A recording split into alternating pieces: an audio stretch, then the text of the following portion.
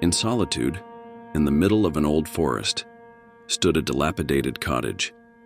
Illuminated only by the faint light of the moon, its walls told tales of years of neglect. It was Easter Sunday, and although this time was usually celebrated with renewal and joy, it meant something very different to the cottage and its surroundings. Many years ago, a ritual took place here, so dark that the memory of it terrified the local population for generations.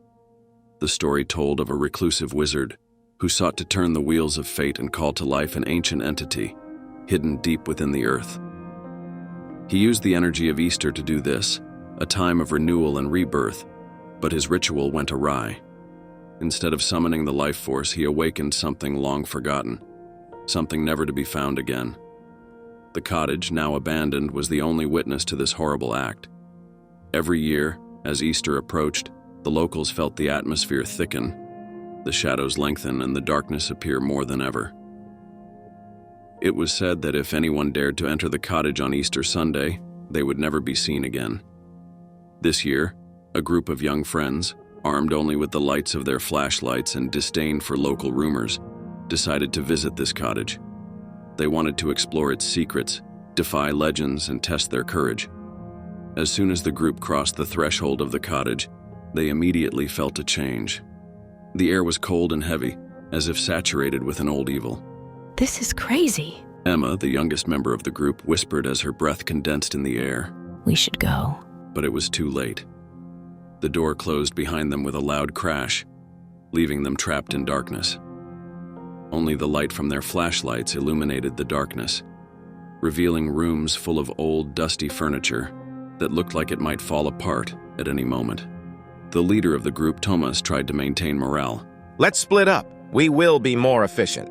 Suggested. I will meet you back here in 10 minutes. His voice bounced off the walls. It sounded like the room was laughing at their decision. Individuals scattered, each choosing a different path. But immediately, terrifying events began to happen.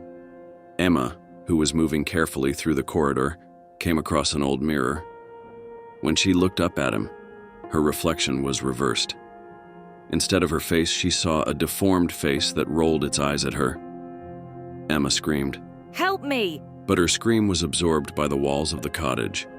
The mirror released a chilling wave that stunned her and knocked her to the floor where her body remained motionless. Unfortunately, life was leaving her, consumed by the dark energy of this cursed place. Thomas, flashlight in hand, was exploring the living room when suddenly a whisper was heard. Leave this cottage. Rang repeatedly in his ears, but he ignored the warning and continued on. The walls began to close in and move towards him. He struggled, trying to push them away, but it was in vain. The walls crushed him until his bones cracked, and his screams died down after a while as the cottage absorbed more life. Martin, another member of the group, descended into the cellar where he was blinded by darkness.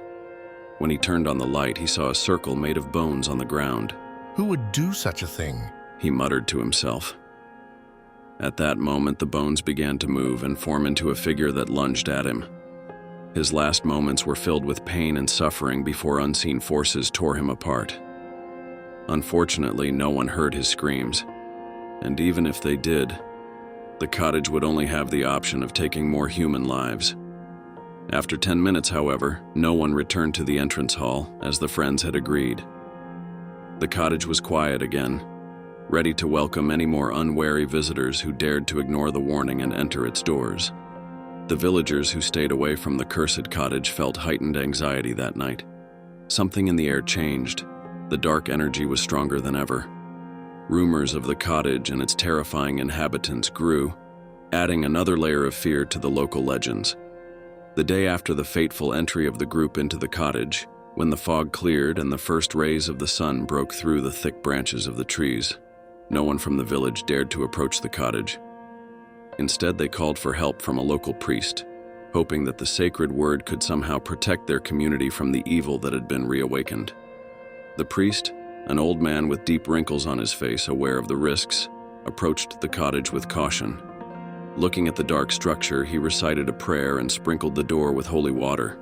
However, despite his efforts, the atmosphere around the cottage remained unchanged, filled with menace and unspoken danger. In the days that followed, the village gathered to honor the memory of the youth who lost their lives. The story of their fate has become a warning to all who dare to explore unknown and dark forces. The families of the deceased sought solace in the thought that their loved ones would now find peace, although the manner in which they died did not bring them peace. The cottage remained standing as an eternal reminder of these events. Although daredevils appeared from time to time to uncover its secrets, none of them stepped in with the ease the original group had. Rumors and warnings spread far beyond the village to become part of local folklore. And so, even as the world around changed and the years passed, the cottage remained unchanged. She became a symbol of what happens when people ignore warnings and enter a darkness that was better left untouched.